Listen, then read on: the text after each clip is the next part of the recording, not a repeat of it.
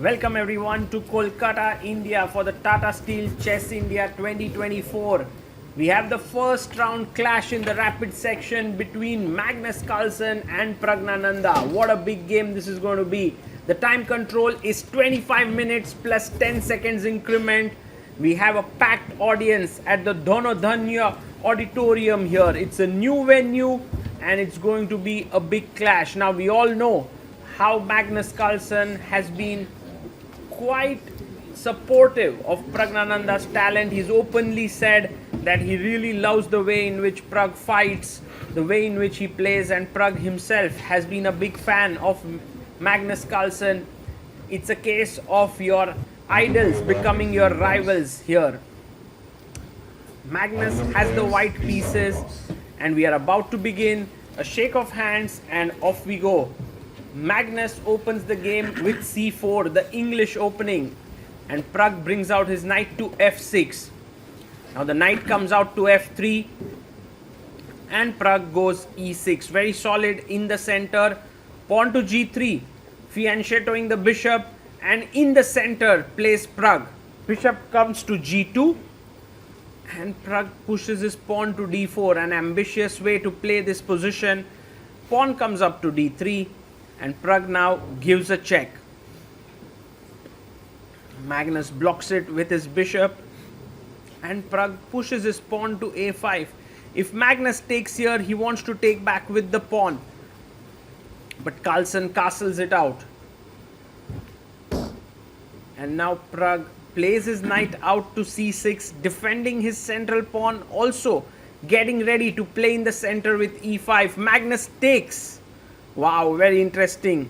I think you take back with the pawn, opening up the rook. This is very good for black.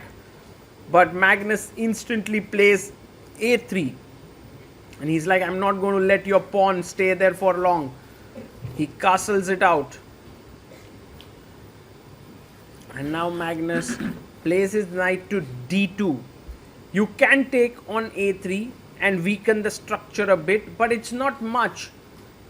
Pragg does take on a3, and now Magnus has a choice between taking with the rook or the pawn. He goes queen b3. Of course, you can't take a b2. Your rook is hanging here, and so Pragg plays his rook up to a6. Now rook takes pawn, and Pragg very smartly slides his rook over.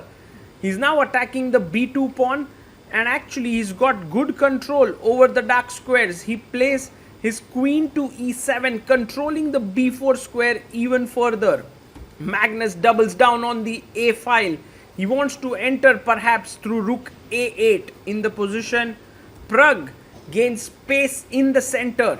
This is looking like a good position for black, at least slightly better, but Magnus goes rook a8 and Pragg plays a small improving move, h6. Now the knight comes back to e1. Maybe the queen can move somewhere and the knight can be activated via c2.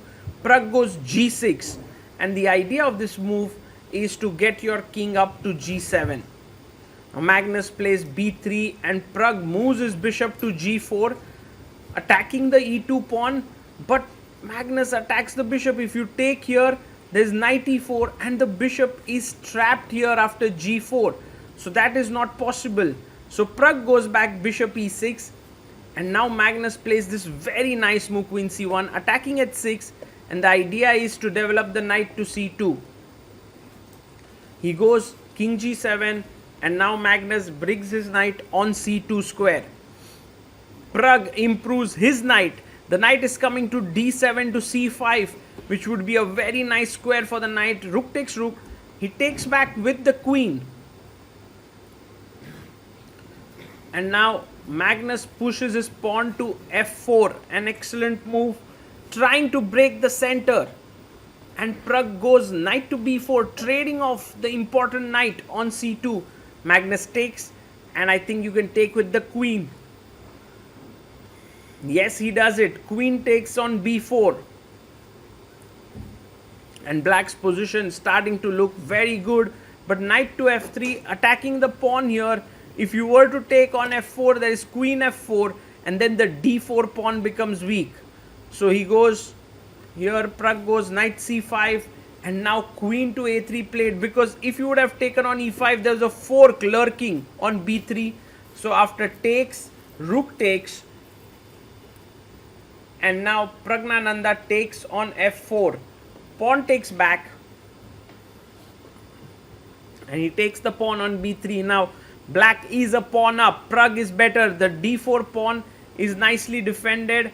King comes up to f2, and he brings his king to f6. Maybe in future he can attack this pawn with king f5. h4 is played so that later the bishop can pop out from h3, and Pragg goes c6. Rook comes in, rook to a8. It's one thing to get an advantage against Magnus, but quite another to convert it. Rook a6 played, and now the rook comes to b8. Very strong move now is rook a2, and Pragg finds it. If you were to take here, then knight c5 with the idea of attacking the rook and the pawn is very strong. So he goes king e1. Now this is a blunder. Pragg is better now. What he needs to find is king f5, rook takes b7. The knight jumps back, but he doesn't find it, because after takes, this is actually winning for black. But Pragg goes back, rook a7, and you can see Magnus goes king f2. He's shaking his head a bit. And can Pragg now repeat and come back to a2? He plays it. Magnus should be careful now. He has some decent moves like bishop f1, but he again plays. This time he doesn't go king e1, he goes bishop f1, and Pragg goes back with his rook. Rook a7. He goes bishop g2. Pragg can actually continue now. He's better, but unfortunately his time is very low. He has only 22 seconds and Magnus stops the clock. I think he's calling the arbiter because it is a threefold repetition. He wants to claim it. Praggnanandhaa is not so sure whether it's a draw or not. And the arbiter comes in and Magnus wants to claim. He says that I am going to now play my bishop here to f1. And the thing is, black still has good chances to play for a win. But against a player like Magnus Carlsen, and with just 22 seconds on the clock and the first round of the tournament, Pragg takes a very practical choice of accepting the draw there. And with a shake of hands, now both of them start to analyze a bit. It's a good start for the tournament for Praggnanandhaa. He's drawn with the black pieces against Magnus Carlsen, and that too without too much effort. A very good start for him.